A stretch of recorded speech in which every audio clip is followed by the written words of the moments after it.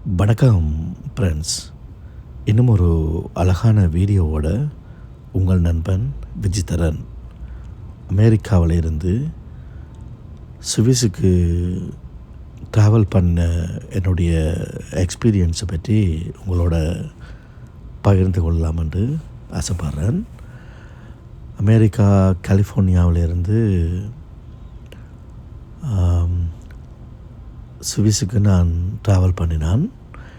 அந்த டைம் வந்துட்டு November, winter time. நான் இப்போ சுவிஸில் போய் இறங்கி என்னுடைய ஃப்ரெண்ட் தான் என்னை வந்துட்டு பிக்கப் பண்ணிவிட்டு இப்போ நான் நின்ற ஹோட்டலுக்கு போய் கொண்டிருக்கிறேன். பாருங்கள் எப்படி இருக்குண்டு. சுவிஸ் என்று சொன்னால் அந்த நாட்டுக்கு போகிறதுக்கு ஒரு கனவு, எல்லாத்துக்கும் ஒரு கனவு. அவ்வளோ ஒரு அழகான ஒரு நாடு. அந்த நாடு எங்கே போனாலும் மவுண்டன்ஸ், மலைப்பிரதேசங்கள், மலைகளை தான் பார்ப்பீங்கள்.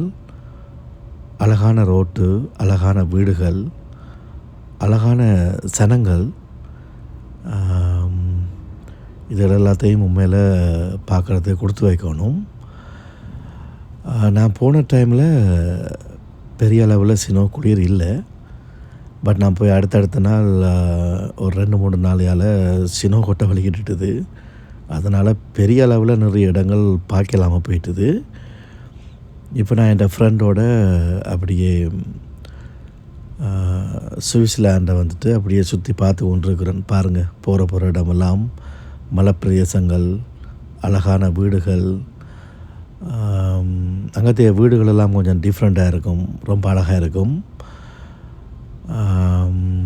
என்ஜாய் பண்ணலாம்.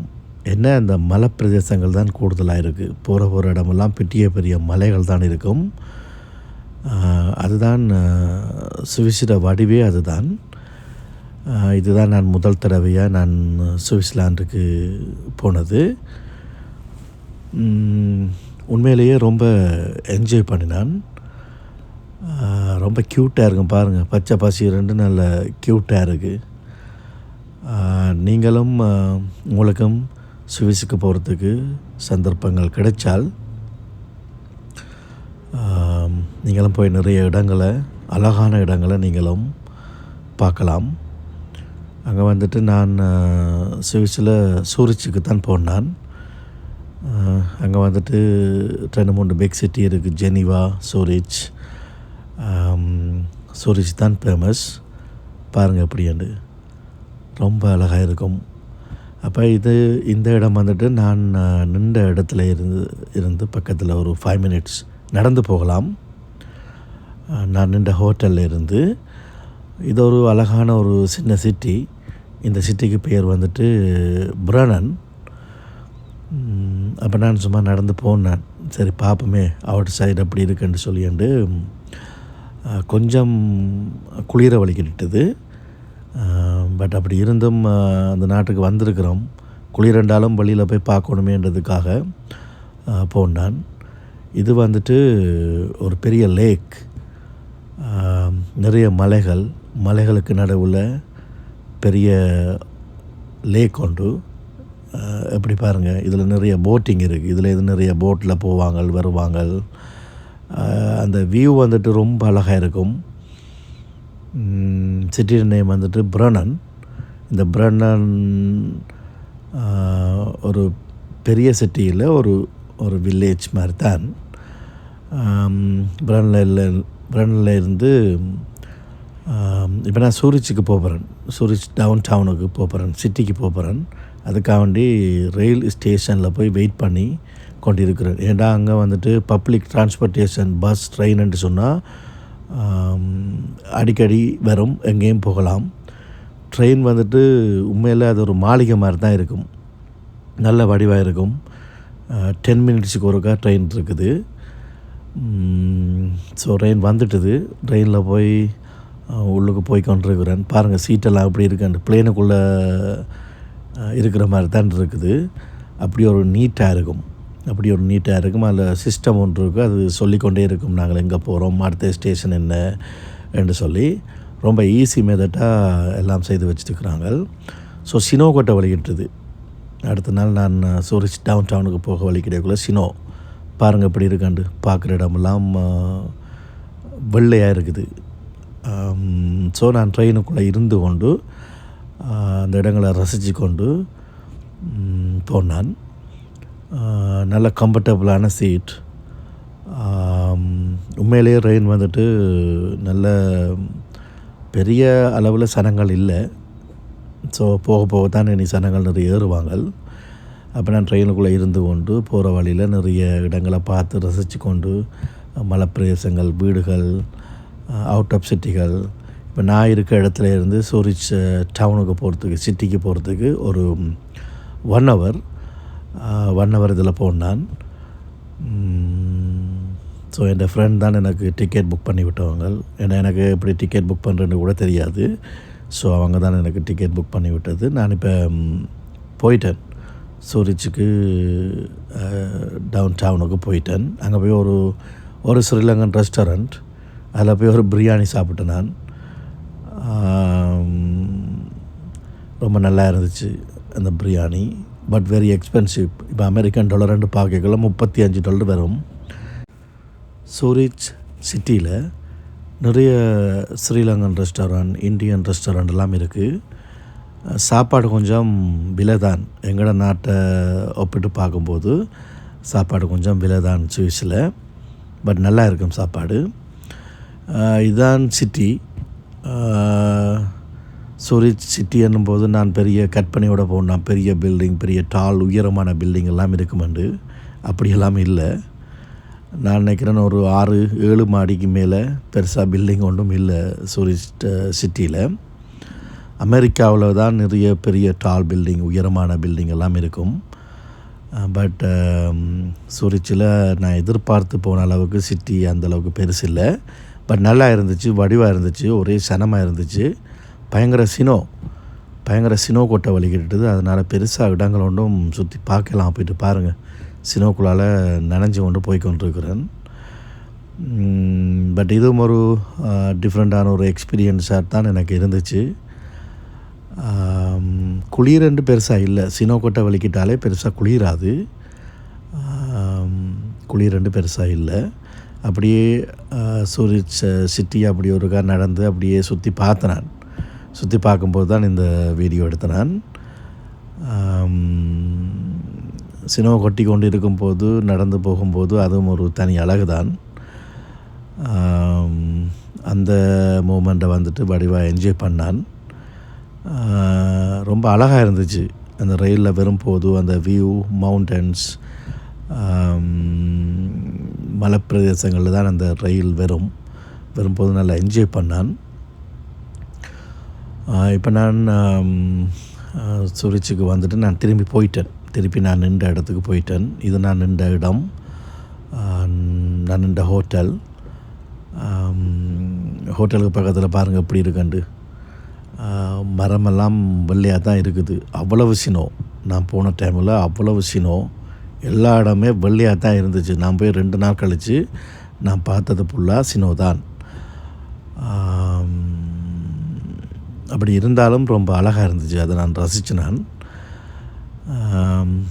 அப்படி இருந்து நான் வந்துட்டு ரூமுக்குள்ளேயே இருக்கையில் நான் வெளியில் நடந்து திரிஞ்சு அந்த இடங்களை பார்த்து, அந்த வீடுகள், அந்த மவுண்டன்ஸ், அந்த லேக், அந்த ரயில்வே ஸ்டேஷன், அந்த சிட்டி, ஒரு சிட்டிலேயும் சின்ன டவுன் டவுன் இருக்கும்.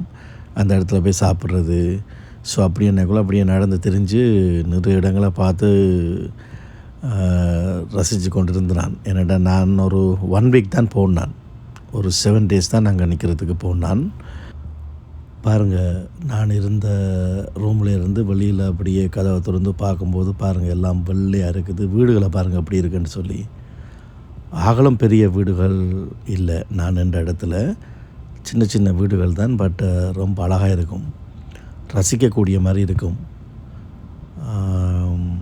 சுவிஸ்ன்னு சொன்னாலே உண்மையில் ஒரு இயற்கை வளத்தால் உருவாக்கப்பட்ட ஒரு நாடுன்னு சொல்லுவாங்க. ஜெர்மன் பக்கத்தில், நெதர்லாண்ட் பக்கத்தில், இட்டாலி பக்கத்தில். ஸோ எல்லா இடத்துக்கும் ட்ரெயின்லேயே போயிட்டு வரலாம். யூரோப் நாடுகளில் அந்த டிரான்ஸ்போர்ட்டேஷன் ரயில் பஸ் வந்துட்டு அடிக்கடி வந்து கொண்டிருக்கும்.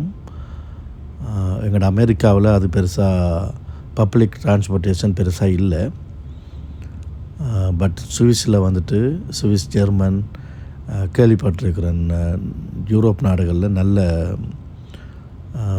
பப்ளிக் டிரான்ஸ்போர்ட்டேஷன் நல்லா இருக்கும் என்று சொல்லி. சுவிஸில் ஓகே, ட்ரெயிலெல்லாம் உண்மையில் அப்படி ஒரு க்யூட்டாக இருக்கும், வடிவாக இருக்கும்.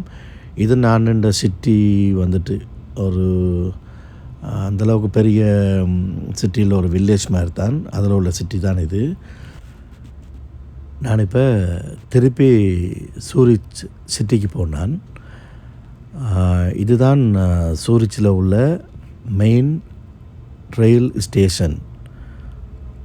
அந்த பெரிய ஸ்டேஷன் உண்மையில் நான் எங்கேயுமே இப்படி ஒரு ஸ்டேஷனை பார்க்கல.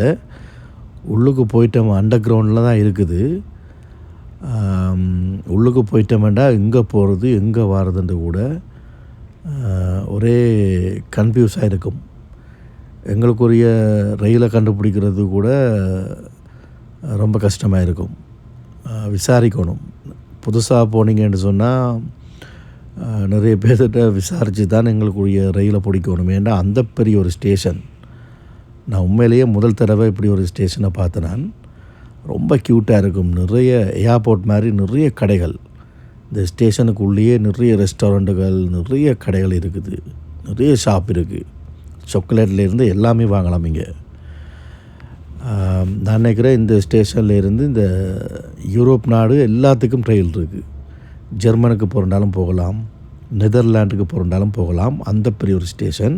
ஸோ அங்கே இருந்து கிளாரஸ்ன்னு சொல்லி ஒரு சிட்டிக்கு போனான். என்னுடைய ரிலேட்டிவ், என்னுடைய சொந்தக்கார ஒருத்தங்களை சந்திக்கிறதுக்கு. அவரையும் சந்திச்சுட்டு அவரோட நான் ஒரு நாள் இல்லை 2 நாள் நின்று போட்டு 2 நாள் நின்று ஃபன் பண்ணி கதைச்சி எங்களுடைய சொந்தம். ஸோ கனகாலத்துக்கு பிறகு அவரை நான் சந்திச்சுட்டு கிளாரஸ், இப்போ சூரிச்சில் இருந்து ஒரு 1.5 மணித்தியாலம் அந்த சிட்டிக்கு போகணும். அங்கே இருக்கிறார்களுக்கு அந்த சிட்டி தெரியும். பிரனன், கிளாரஸ், இந்த சிட்டியெல்லாம் தெரியும். ஸோ நான் இப்போ அவரோட வீட்டை போயிட்டு வந்துட்டு திருப்பி ரிட்டன் என்ற இடத்துக்கு வந்துட்டு நான் இப்போ ஏர்போர்ட்டுக்கு போய் கொண்டு இருக்கிறேன். அங்கே பாருங்கள் நிறைய டூனல் இருக்குது. டூனல்னு சொன்னால் மலை மேலே மலை இருக்கும், அதுக்குள்ளே குடஞ்சி அதுக்குள்ளே அண்டர் கிரவுண்ட் பாதை, அண்டர் கிரவுண்ட் ஹைவே அப்படி தான் நிறைய இருக்குது. ஒரு டூனலுக்குள்ளே வெளிக்கிட்டால் அடுத்த பக்கம் வந்துட்டு வெளிக்கிட ஜஸ்ட் ஒரு 15 மினிட்ஸ் 20 மினிட்ஸ் செல்லும் வந்துட்டு. ஸோ மலைக்குள்ளே இருக்கிற ரோட்டுன்னு சொல்லலாம். போகும்போது நிறைய இயற்கை காட்சிகள் பாருங்கள், நிறைய லேக், மவுண்டன்ஸ், அழகான இடங்களை பார்த்து ரசித்து கொண்டு போகலாம். உண்மையிலேயே அந்த ஒரு கிழமை தான் சூரிச்சில் நின்று நான் அந்த ஒரு கிழமையும் சினோ கொட்டினபடியாக நிறைய இடங்களை போய் பார்க்கலாம். போயிட்டு இன்னொருக்கா திருப்பியும் போகணும் சுவிஸுக்கு. விண்டர் டைமில் இல்லை, சம்மர் டைமில் போகணும். சம்மர் டைமில் போனால் நிறைய இடங்கள் பார்க்குறதுக்கு இருக்காம். ஸோ அப்படி இருந்தும் சினோ கொட்டினாலும் அங்கே நிறைய இடங்கள் எனக்கு இந்த மலைகள், அதாவது இந்த இயற்கை காட்சிகள், இயற்கையால் குமிக்கப்பட்ட ஒரு நாடுன்னு சொல்லலாம் சுவிட்சர்லாண்ட். உங்களுக்கும் கிடைக்கிறதுக்கு சந்தர்ப்பம் கிடைச்சா நீங்கள் சுவிஸுக்கு போங்க. நிறைய இடங்கள் இருக்குது பார்க்குறதுக்கு. இப்போ சுவிஸில் இருந்து நான் விடைபெறுற டைம் வந்துட்டுது. ஏர்போர்ட்டுக்கு போய் என்னுடைய பிளேனை எடுத்துட்டேன். என்னுடைய பிளேன் வந்துட்டு டேக்கப் ஆக போகுது டு கலிஃபோர்னியா, சான் ஃப்ரான்சிஸ்கோவுக்கு நான் திருப்பி போகிறேன். அந்த சுவிஸில் நான் அந்த 7 நாளும் மறக்க முடியாத ஒரு தருணங்கள். நிறைய அழகான இடங்களை பார்க்குறதுக்கு சந்தர்ப்பம் கிடைக்கல அந்த சினோ கொட்டினதால். இது வந்துட்டு எங்களோட சான் ஃப்ரான்சிஸ்கோ, எங்களோட ஏர்போர்ட் இறங்க போகிற இடம். பாருங்கள் எப்படி இருக்குன்னு, அந்த வியூ வந்துட்டு எப்படி இருக்குன்னு பாருங்கள். ரொம்ப க்யூட்டாக இருக்கும். அந்த இறங்கைக்குள்ளே அதை ரொம்ப ரசிக்கிறேன் நான் வந்துட்டு. ஸோ ஆல்மோஸ்ட் சான் ஃப்ரான்சிஸ்கோவுக்கு வந்துட்டேன், இறங்கிட்டேன். என்னுடைய பிளேன் லேண்ட் ஆகிட்டுது. ஸோ என்னுடைய இடத்துக்கு வந்துட்டேன். முதல் தடவையாக நான் சுவிஸுக்கு போயிருக்கிறேன், என்ஜாய் பண்ணியிருக்கிறேன். அதை மறக்க முடியாத ஒரு தருணம். நீங்களும் போகணும், என்ஜாய் பண்ணுங்கள். இந்த வீடியோ பார்த்ததுக்கு ரொம்ப தேங்க்ஸ், நன்றி.